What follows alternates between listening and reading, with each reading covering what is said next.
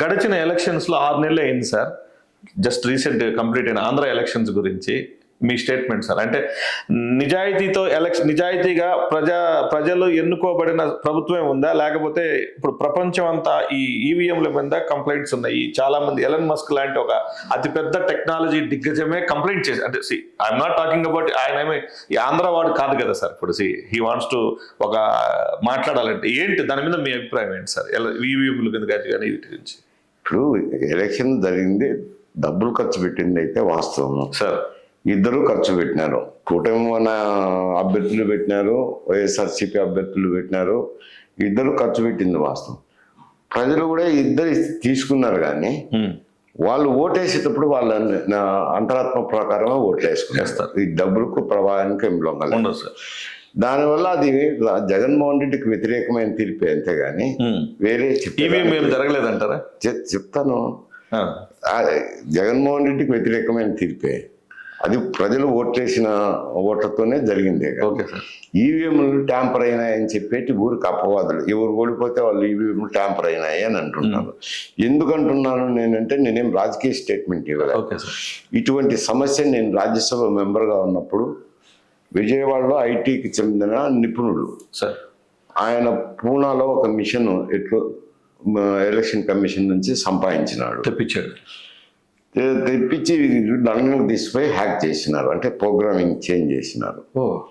Change చేసి ఆ machine తీసుకొచ్చి ఇక్కడ తెలుగుదేశం పార్టీ ఆఫీస్లో కూడా డెమో చేశారు.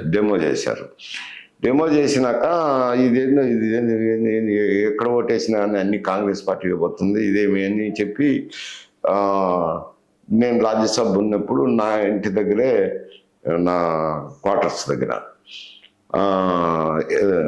అపోజిషన్ పార్టీస్ మీటింగ్ ఏర్పాటు చేయడం జరిగింది.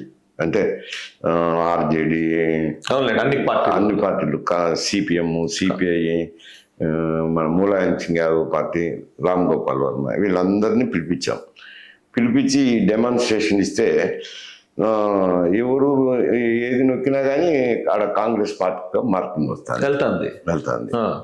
ఇదేంది, ఇది ఇంత అన్యాయము ఇదేని పోయి ఎన్నికల కమిషన్కు రిప్రజెంట్ చేయాలంటే మేము మా పిఏనే తీసుకున్నారు అపాయింట్మెంట్. ఎన్నికల కమిషన్కు రిప్రజెంట్ చేస్తే వాళ్ళు అనేది ఏమంటే, ఏదో ఒకటో రెండో మిషన్లో ఏదైనా జరిగిండొచ్చు, కానీ ఎన్నికల్లో ఈ మిషన్ ట్యాంపర్ చేసేదానికే వీలు లేదు. ఇంకా కావాలంటే దీనికి డబ్ల్యూ ప్రూఫ్ అనేది వచ్చినాయి కదా ఇప్పుడు, సిప్యాట్ అది కూడా చేస్తామని చెప్పి హామీ ఇచ్చారు. ప్రొసీజర్ చెప్పారు సార్. ఈ ప్రొసీజర్ ప్రకారం జరుగుతుంది కాబట్టి ట్యాంపర్ చేసేదానికి అవకాశమే లేదని. ఏమిట్రా ప్రొసీజర్ అని అంటే, నేను విచారించాను మళ్ళా సార్. నేను జిల్లాకు వెళ్ళినప్పుడు కలెక్టర్ను, కొందరు ఎలక్షన్ డ్యూటీకి పోయింటారు కదా, అటువంటి వాళ్ళను తెలిసిన వాళ్ళని పిలిపించి మాట్లాడితే ఈ ప్రొసీజర్ అంతా జరుగుతుందా అని అంటే, జరుగుతుందని అన్నాను. ఏమిటి ఆ ప్రొసీజర్ అని చూసినప్పుడు జాయింట్ కలెక్టర్ దగ్గర, డిఆర్ఓ దగ్గర మిషన్స్ అన్నీ ఉంటాయి కలెక్టర్ ఆఫీసులో, మొత్తం జిల్లాకు సంబంధించినవి. ఎప్పుడు ఎన్నికల నోటిఫికేషన్ ఇస్తే ఆ నోటిఫికేషన్ వచ్చిన తర్వాత ఈ అన్ని మిషన్లను తరలించాలి కదా, తరలించాల్సి వస్తుంది. ఏ నియోజకవర్గానికి ఆ నియోజకవర్గానికి తరలించాలి. తరలించే ముందర పొలిటికల్ పార్టీస్ను, జిల్లాలో ఉండే పొలిటికల్ పార్టీస్ని అందరినీ పిలిచి వాళ్ళనే మిషన్లు ఎంపిక చేసుకోమంటారు. 10 మిషన్లు. Okay sir. ఈ మిషన్ తీసుకొచ్చి పెట్టి డెమాన్స్ట్రేట్ మాక్ పోలింగ్ చేస్తారు. మాక్ పోలింగ్ చేసి వాళ్ళు సాటిస్ఫై అయినాక ఈ జిల్లాలో ఉన్న మిషనరీ నియోజకవర్గాలకు పంపిస్తారు. ఏ నియోజకవర్గానికి ఎన్నో అలకేట్ చేసింటారు, పంపిస్తారు. నియోజకవర్గానికి పంపించినాక అక్కడ అభ్యర్థులు వచ్చేస్తారు. రాజకీయ పార్టీ అవసరం లేదు కదా, అభ్యర్థులు ఉంటారు కదా. అభ్యర్థులకు సంబంధించిన ఏజెంట్లను, జనరల్ ఏజెంట్లను పెట్టుకుంటారు కదా. పెట్టుకున్న వాళ్ళని పిలిపిస్తారు. జనరల్ ఏజెంట్ అయినా రావచ్చు, వాళ్ళ తరపున క్యాండిడేట్ తరపున ఎవరైనా రావచ్చు. వచ్చినాక అక్కడ 10 మిషన్లు తెచ్చుకోమన్నారు నియోజకవర్గ స్థాయిలో. ఆ 10 మిషన్లను డెమో చేస్తారు. మళ్ళీ డెమో చేస్తారు. చేసినాక వాళ్ళు సాటిస్ఫై అయినాక గ్రామాలకు పంపిస్తారు, పోలింగ్ బూతులకు. గ్రామాలు అంటే పోలింగ్ బూత్. సార్. పోలింగ్ బూత్లు పంపించినాక పోలింగ్ బూత్లో ఏజెంట్లు అని ఉంటారు. అభ్యర్థులకు